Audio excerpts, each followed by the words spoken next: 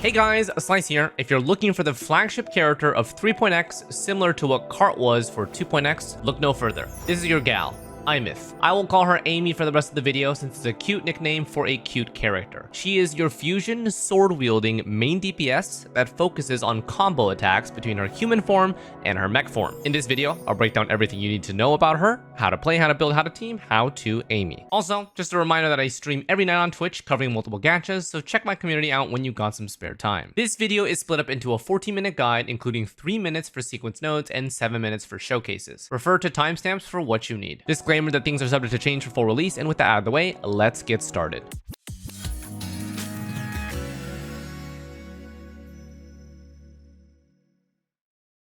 "30 seconds before combat and rotations, you guys remember the official leaks from TGA host Jeff Keighley and how she can fly, right? Well, she most definitely can fly. Not that useful in combat, but hella cool in overworld if you care about that stuff. You don't need her ult either. Just switch to her mech form with her skill, which is her E, and use the utility key, which is T on PC, and then full send. It's fucking sick. So, Amy has 2 modes, either Toon Rupture mode or Fusion Burst mode. Her playstyle and rotations will remain identical in both forms, so the only thing that changes is her team comp and her damage focus. Left is Toon Rupture. Use this mode if you need more single target damage. She'll be paired with Lynae and Mornye as a core for maximum Toon Rupture synergy. Right is Fusion Burst. Use this mode if you need more AoE damage. Fusion Burst is a negative status, so pair with Chisa for negative status synergy and +1 flex. We currently don't have a sub DPS dedicated for Fusion Burst, so this slot is kinda up for grabs right now, but Lynae is always a good default choice. Let's run through a rotation so you can get the feel. She probably has some of the longest Forte descriptions across all characters, but she's not actually that complicated. The devs basically have to essay twice as much because she has 2 modes, so different multipliers and stat bonuses and stuff like that, but she plays the same both ways, so you guys don't have to worry about it. Now here's a rotation with intro setup. Gonna lead with intro, then we're gonna use her starter ult, To the Savior's victory! and then basic attacks and sync skills to charge Forte, and then use enhanced skills to charge the stars on her Forte, and then enhanced heavy when 4 stars, and finally ult finisher. The Savior rises!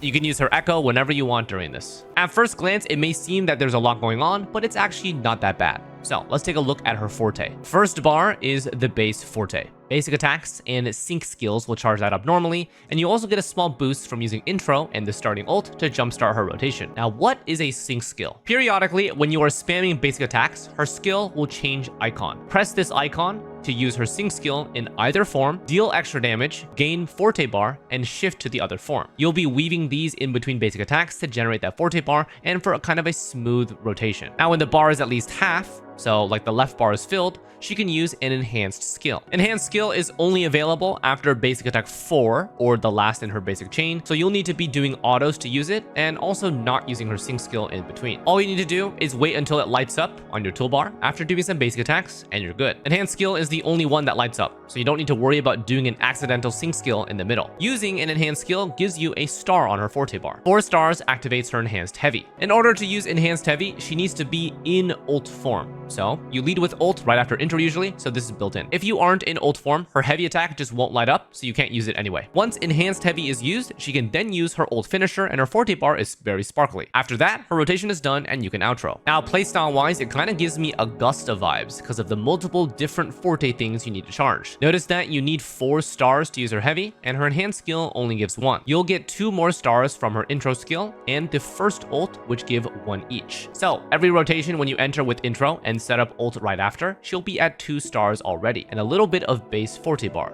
So you need to generate 2 more enhanced skills, which takes the normal amount of time for an on-field DPS, and then enhanced heavy and send the ult finisher. Now that rotation is covered, let's go over 3 important details about the rest of her kit. 1. Some of her abilities can inflict Toon Rupture debuff or Fusion Burst negative status depending on her mode. Previously to her, only Lynae could inflict Toon Rupture. Everyone can deal the Toon Rupture damage, but only these 2 can inflict the debuff. The abilities in question are her sync skills, her intro skill, and basic attack 3 and 4. 2. Her intro and starting ult also give free Forte bar, so using them both at the start of her rotation is ideal. Starter ult also buffs herself for 30 seconds depending on her mode. In Toon Rupture, her enhanced skill deals extra Toon Rupture damage. And in Fusion Burst, her enhanced skill deals extra Fusion Burst damage. We'll get to these details in a second. While in ult mode, she also has 60 seconds to use her finisher. And you can see the countdown slowly by the heart in the middle of her Forte, the same design as the one on her chest. Obviously, don't wait that long to use it, since your team buffs will long be expired by then.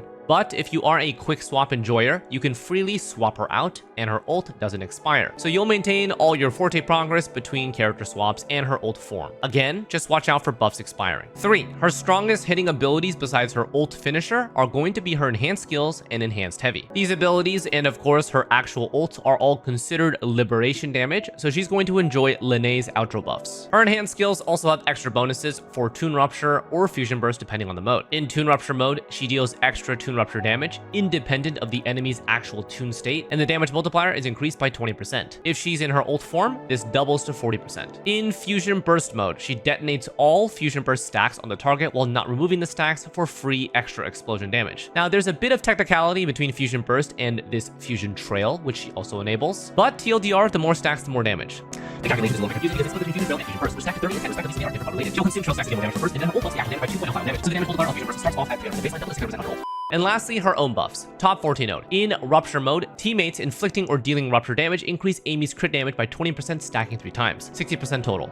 At 3 stacks, she gains 25% ult finisher damage amp. In Fusion Burst, the same buffs she can get, except inflicting Fusion Burst gives 30% stacking twice. You only need 2 teammates for that. This Forte node is team comp dependent. For Rupture, we want teammates like Mornye and Lynae. Mornye deals Rupture damage, Lynae inflicts and deals, Aemeath inflicts and deals. So this team has all of it. She gets 60% crit damage and 25% ult finisher amp. For Fusion Burst, we don't really have anyone else for this yet, hopefully. You might be thinking, well, what about Chisa? Not quite. She's Havoc Bane application only. She does increase max stacks, but that does not mean she inflicts Fusion Burst herself. So in this team, Aemeath only gets 30% crit damage. We need a Fusion Burst sub DPS to complete this team. And then finally, her outro. So team-wide 10% all damage amp for 20 seconds. And then specific teammates that inflict either Rupture or Fusion Burst, depending on the mode, gain 20% damage amp instead of 10%. Forte Prow is going to be pure damage scaling. Ult, great. The big finisher is here. Forte Circuit, great. The enhanced skills are there. Normal attack, good. The enhanced heavy is there. Skill, okay. The sync skills are there. And the intro, it just exists. The 3 that matter are ult,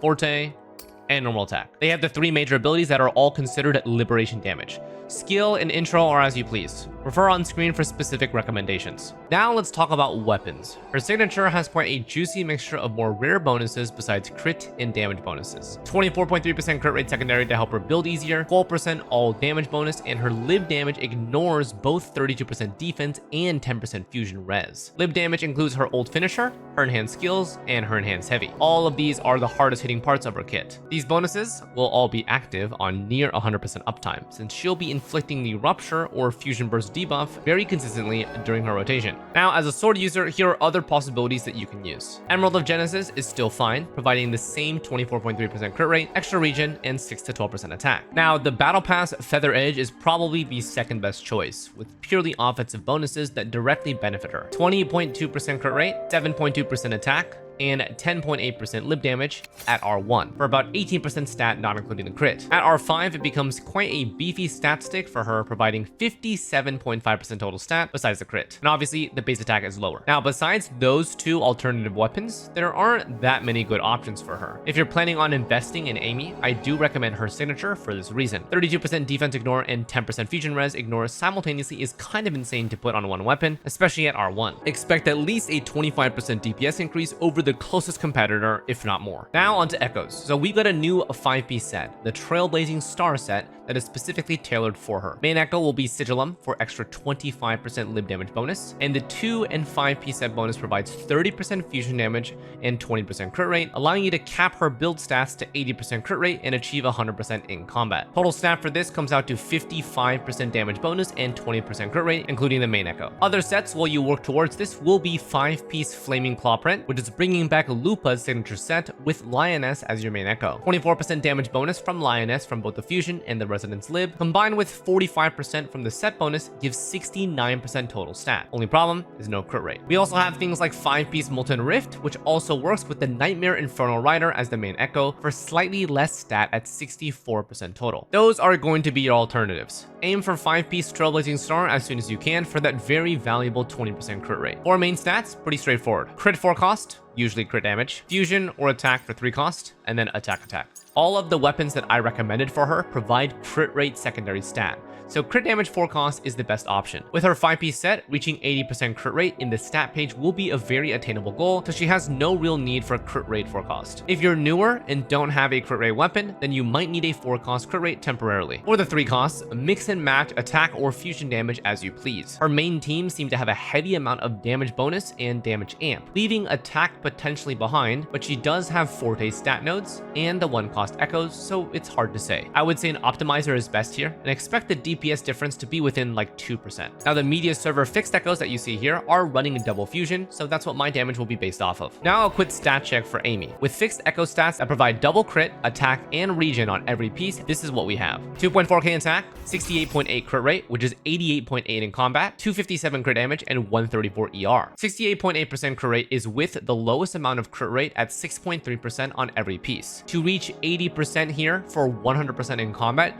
you'll need about 9% average crit rate on every piece, so aim for that from your pieces. Hyper optimized builds with high crit substats can achieve 80 to 275 plus. For the energy regen, aim for whatever you have. I don't really think that she needs that much because she is main DPS and she is on build most of the time. For substat priority, aim for crit rate until 80%, then crit damage, and then attack or live damage bonus. Both are very beneficial for her. Next up, a sequence node breakdown before some showcases. Feel free to skip forward if you just want to see her in action. S1, her enhanced heavy gains 300% crit damage and pulls in targets. This is the attack when you get 4 stars on her Forte. Instant response is what gives her enhanced heavy really fast cast time and also replenishes her Forte so she can use the ult finisher right afterwards. And then we have this massive amount of text afterwards. It basically says the following 2 things. 1, in the overworld, her enhanced heavy gets free nukes and does not require her ult to activate. Basically, a pretty nice farming tool. And 2, in AoE situations, killing a target will transfer either the rupture or fusion burst stacks on the target, depending on her mode. Basically, enhanced heavy gains 300% crit damage and a suction effect. Overworld, she can spam more enhanced heavies, and in AoE situations, she doesn't lose her mode bonuses. S2.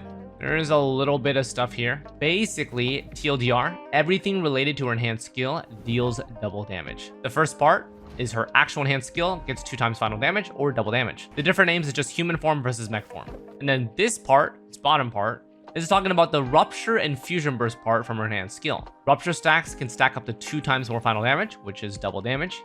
And fusion burst is also 2 times more final damage, going from 200% base to 400% base. S3, ult finisher deals double damage, ult starter deals 1.4x damage. Top 14 node, the one that gives her crit damage and amp, now has no requirements and always gives her 60% crit damage and 25% damage amp. It used to need 3 teammates for Toon Rupture and 2 teammates for a Fusion Burst, but with S3, it becomes no restriction. You just full send and you get it automatically. If you have her ideal teams though, none of this stuff really matters, only the ult damage from the first part.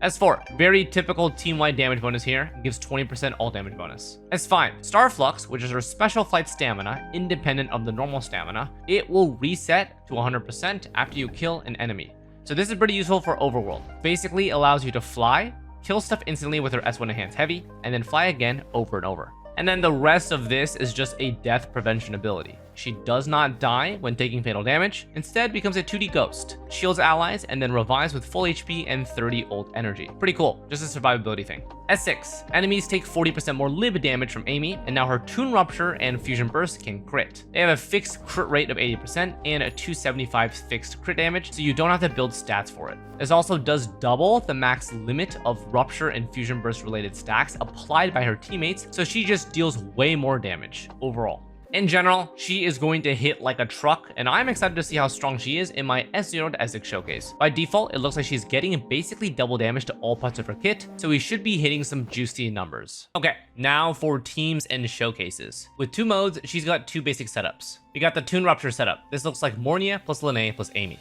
Mornye provides general sustain and universal buffs, Lynae provides specialized lib amp and tune debuff infliction, and all three of these characters respond to tune rupture damage, so Aemeath gets maximum value out of the rupture specific parts of her kit. In this team, Aemeath's personal buffs are maxed out at 60% crit damage and 25% amp.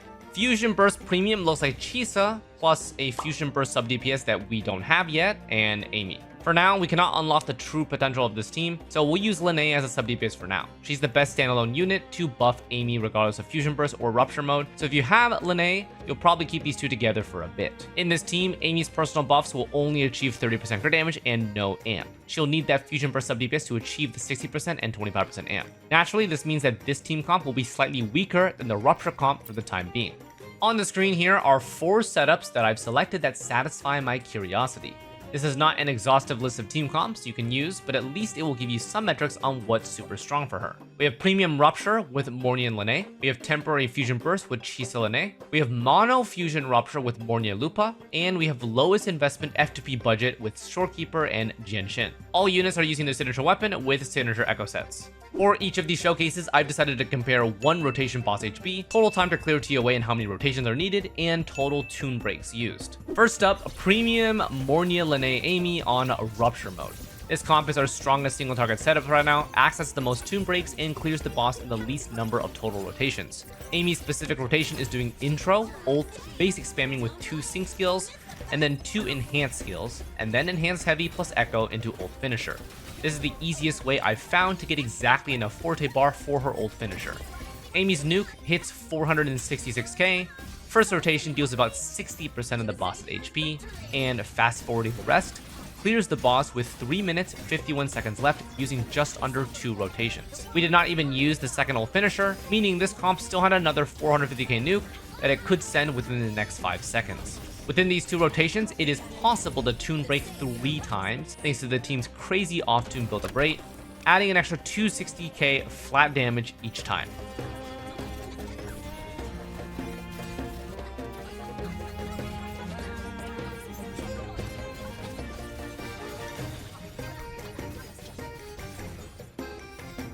Next is our current strongest Fusion Burst setup with Chisa, Lynae, Aemeath on Fusion Burst mode.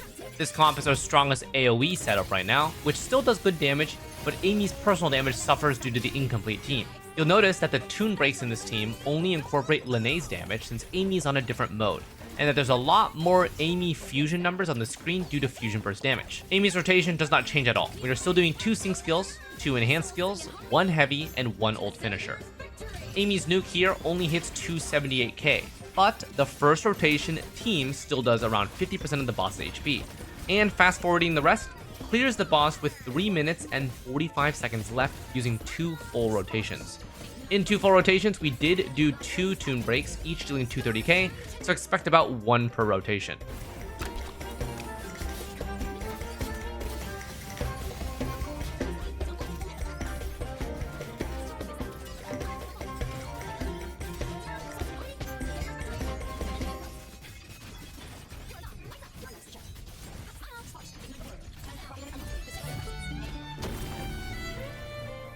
Next is the Mono Fusion Lupa comp that is an alternative to the Premium Rupture comp. This comp is the preferred lineup if you have Mornye but don't have Lynae. Mornye is replaceable by Brant or Changli to maintain Mono Fusion and incorporate Quick Swap. My Unk hands won't be able to execute this, but for you skilled gamers out there, try this out and see how it feels. In this comp, Aemeath is back on Rupture mode to synergize flat damage with Mornye. Aemeath's first nuke is hitting 424k, and the first rotation finishes at 50% boss HP, which is pretty impressive considering we lost 30% crit damage and 25% amp from not having triple tune rupture synergy, and also we lost Lynae's outro skills.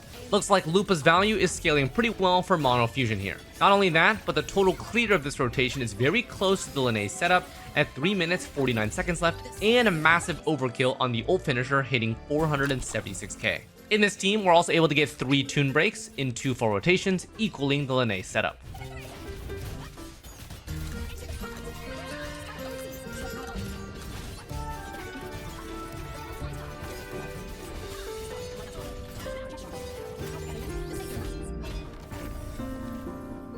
Finally, we have the lowest investment F2P/budget setup. This is what you can expect a newer player with no Mornye, no Lynae, no Chisa, and no Lupa. I'm running a simple Shorekeeper plus Jianxin setup, who has Lib Amp on her outro to buff Aemeath, and Aemeath is on standard rupture mode. In this comp, Aemeath is able to deal like 266k with these buffs, which is just under the Fusion Burst lineup.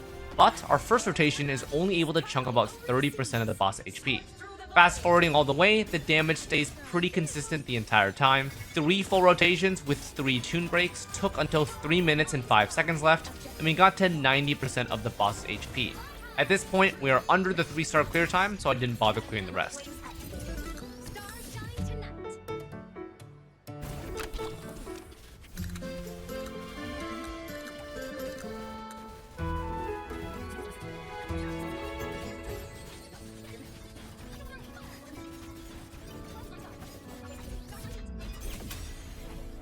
So, what do you think? My closing thoughts, Aemeath is definitely the main DPS flavor of the region so far. If you have Mornye or Lynae or both, her value is very strong to pick up. If you only have Chisa, you might want to pick up a future Fusion Burst sub DPS as well to really complete the Fusion Burst team. Or if you're just satisfied with the damage comparison from the showcase, then it's not necessary. Sequence nodes are not necessary at all, but if you do plan to invest, S1, S2, and S3 are all decent stopping points. Don't go into S4 territory unless you plan to S6. That's gonna wrap it up for this complete guide on Aemeath, or Aemeath. Let me know in the comments what you think of her, and don't forget to like and subscribe for more guides and showcases. I might see some of you on my S0 to S6 Aemeath showcase, which will release on my second channel. Thanks for watching, and we'll see you next time.